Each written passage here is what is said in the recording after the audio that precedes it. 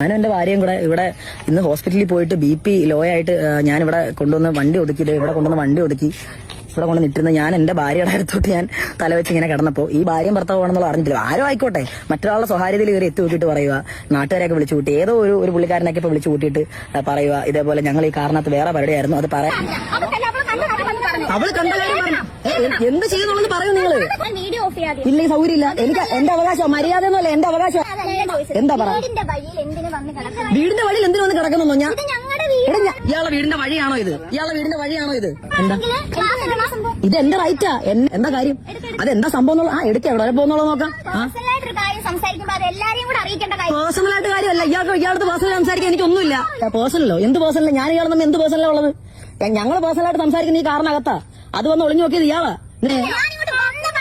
വന്ന വഴി കണ്ടെങ്കിൽ ഇയാൾക്ക് എന്താ കണ്ടേ? ഇയാൾ എന്താ കണ്ടെന്ന് പറ. ശരി, കണ്ടില്ല.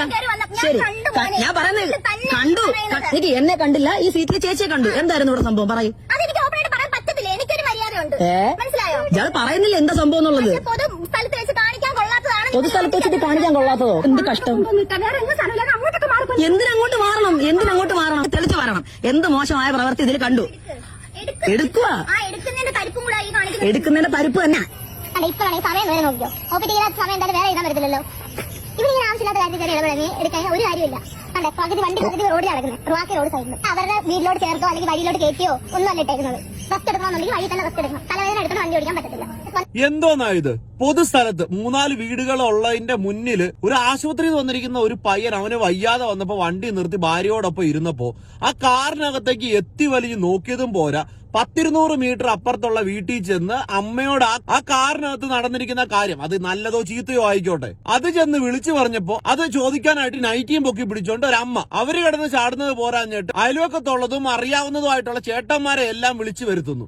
OP ടിക്കറ്റ് അടക്കം കാണിക്കുന്നു. ആശുപത്രി പോയിട്ട് വന്ന വയ്യാത്തോണ്ട് വണ്ടി ഇവിടെ നിർത്തിയിട്ടതാണ്. വണ്ടിയുടെ പകുതി റോട്ടിൽ തന്നെയാണ് ഇപ്പോഴും ഉള്ളത്. അവർക്ക് വേറെ വല്ല പരിപാടിയും ചെയ്യാനാണെങ്കിൽ എന്തുമാത്രം ഒഴിഞ്ഞ സ്ഥലങ്ങളുണ്ട്, അവിടെ എവിടെയെങ്കിലും പോകത്തില്ലേ? എന്റെ പൊന്നു മോളെ, നിന്റെ ഈ ഒരു പ്രായത്തിൽ നീ ഇങ്ങനെയൊക്കെയാണ് ചിന്തിക്കുന്നതെന്നുണ്ടെങ്കിൽ ആ അമ്മയ്ക്കോ പ്രായമായെന്ന് പറയാം. എന്റെ പൊന്നുമോളെ, നിനക്ക് ഈ പ്രായമല്ലേ ആയിട്ടുള്ളൂ. നിനക്കെങ്കിലും ഒന്ന് ചിന്തിക്കാനുള്ള ബോധം ബുദ്ധിയും ഇല്ലേ? എന്നിട്ട് നിന്റെ വീഡിയോ എടുത്തപ്പോ നീ സ്വകാര്യതയാന്ന് പറയുക. അവരുടെ കാറിനകത്തോടെ എത്തി വലിഞ്ഞ് അവര് ചെയ്യുന്നത് എന്നാന്ന് കണ്ടിട്ട് നാട്ടുകാരെ മുഴുവൻ വിളിച്ചറിയിച്ച നീ സ്വകാര്യതയെ കുറിച്ച് സംസാരിക്കുന്നു. എന്റെ പൊന്നുമോളെ, നീ അങ്ങ് വിട്ടുകള. ചിലപ്പോ അവരുടെ വീട്ടിൽ അമ്മായിമ്മയുടെ പ്രശ്നങ്ങളൊക്കെ ഉള്ളതുകൊണ്ട് അമ്മായിമ്മേനെ പറ്റി കുറ്റം പറയാൻ ഭാര്യയെ കൊണ്ടുവന്ന് എവിടെയെങ്കിലും വെച്ച് സംസാരിക്കുന്നതായിരിക്കും. വിട്ടുകള. വീട്ടിൽ പറയാൻ പറ്റാത്ത അല്ലെങ്കിൽ വീട്ടിൽ വെച്ച് സംസാരിക്കാൻ പറ്റാത്ത എന്തെങ്കിലുമൊക്കെ കാര്യം ഉണ്ടായിരുന്നിരിക്കുന്നേ. എന്തിനാ ഇതിലൊക്കെ പോയി തലയിടുന്നേ? പോയി വല്ലതും പഠിക്കാൻ നോക്ക്. പോ, ചെല്ല്.